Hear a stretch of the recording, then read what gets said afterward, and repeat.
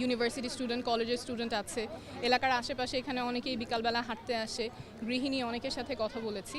কথা বলার চেয়ে আসলে আমরা কথা শুনেছি বেশি, ওনারা কী চিন্তা করছেন, দেশের পরিস্থিতি কেমন, কী সমস্যা ফেস করছেন এবং কেমন বাংলাদেশ ওরা চান, কেমন সমাধান চান, সেটা নিয়ে আজকে আমরা ওনাদের কাছ থেকে শুনেছি। দুইটা বিষয় বারবার এসেছে, অনেকে বলেছেন। একটা বিষয় ছিল দ্রব্যমূল্যের ঊর্ধ্বগতি।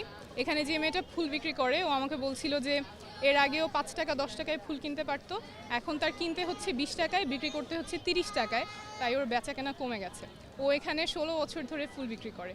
তো এবং এইটা একটা উদাহরণ, আরও অনেকেই বলছেন যে দ্রব্যমূল্যের ঊর্ধ্বগতির কারণে তাদের অনেক ভোগান্তি হচ্ছে। আমরাও চাই যে সরকার এই বিষয়টাতে নজর দিক, দ্রব্যমূল্য যাতে মানুষের ক্রয় ক্ষমতার মধ্যে আসে, এই ভোগান্তিটা যাতে না হয়, এটা আমরা ওনাদের পক্ষ হয়ে দাবি জানাই।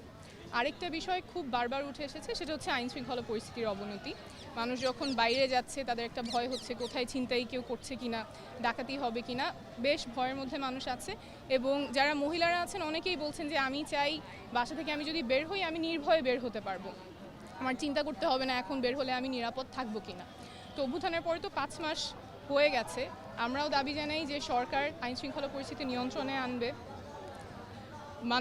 দেশের মানুষের নিরাপত্তা দেওয়া তো সরকারের একটা প্রধান দায়িত্ব, সেটা যাতে তারা সুষ্ঠুভাবে পালন করতে পারে সেই দাবি আমরা জানাই।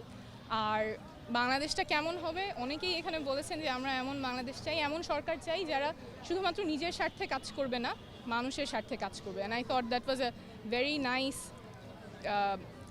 আর্টিকুলেশন মানুষের কাছ থেকে, যে তারা কেমন সরকার চায়, কেমন